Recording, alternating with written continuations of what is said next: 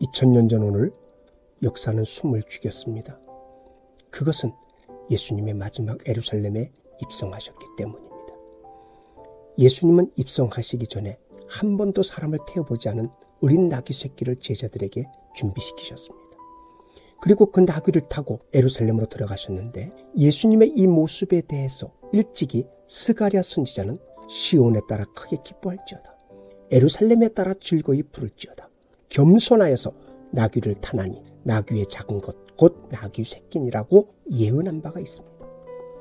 고대 세계에서 전쟁에 승리한 왕이나 장군은 군마를 타고 많은 호위병을 거느리면서 위풍당당하게 개선문을 통하여 들어왔습니다. 그리고 그때 시민들은 환호성을 지르며 환영했습니다. 그런데 예수님은 만왕의 왕이심에도 불구하고 군마는커녕 이름도 없는 나귀 새끼를 타고 오셨습니다. 왜? 예수님은 참검으로 세계를 정복하는 무력의 왕이 아니시기 때문입니다.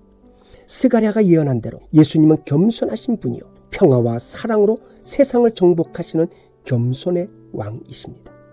그렇기 때문에 시퍼런 창검으로 무장한 시위대의 호위를 받으면서 교만하게 입성하는 자들과는 달리 초라해 보일지라도 나귀를 타신 것입니다.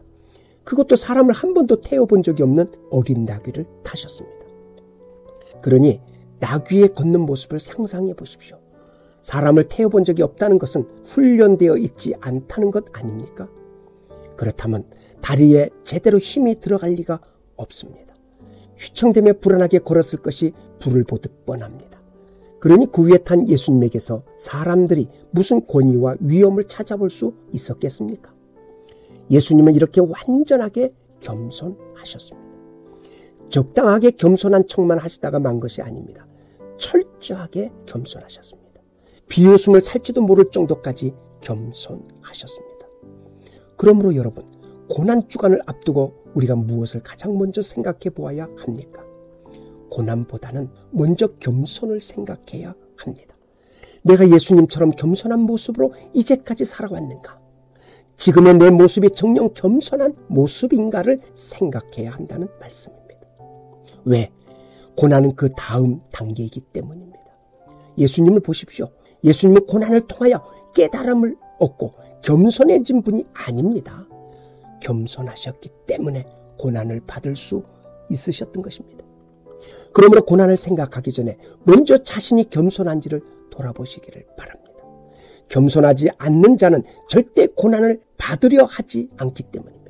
따라서 겸손이 내게 이루어져 있지도 않으면서 예수님의 고난을 생각하는 것은 하나님을 기만하는 것이요 숙연한 척하는 외식이요 거짓임을 분명히 아시기를 바랍니다. 예수님은 수많은 인파의 환영 속에 이목을 집중시키면서 공개적으로 성 안으로 들어가셨습니다. 모든 사람의 죄를 대신하기 위하여 오셨음을 나타내기 위한 예수님의 의도였습니다. 우리도 이렇게 해야 합니다. 빛도 없이 이름도 없이 희생하고 봉사하는 것은 물론이지만 아주 특별한 때에는 드러낼 줄도 알아야 합니다. 나의 봉사와 희생이 나를 감추어지고 하나님의 영광만 드러낼 수 있을 때에는 기꺼이 밝힐 줄도 알아야 한다는 말씀입니다. 그래야 사람들이 자신들이 누리고 있는 것들이 하나님의 은혜인 줄 알고 하나님을 섬기게 되지 않겠습니까? 만약 예수님이 공개적으로 입성하시지 않고 비밀리에 입성하셔서 비밀리에 자신을 희생하셨다면 누가 예수님을 통한 하나님의 사랑을 알 수가 있었겠습니까? 그러므로 가나안 교회 여러분, 우리는 언제나 겸손해야 합니다. 주님의 고난을 앞에 놓고는 더욱 겸손해야 합니다.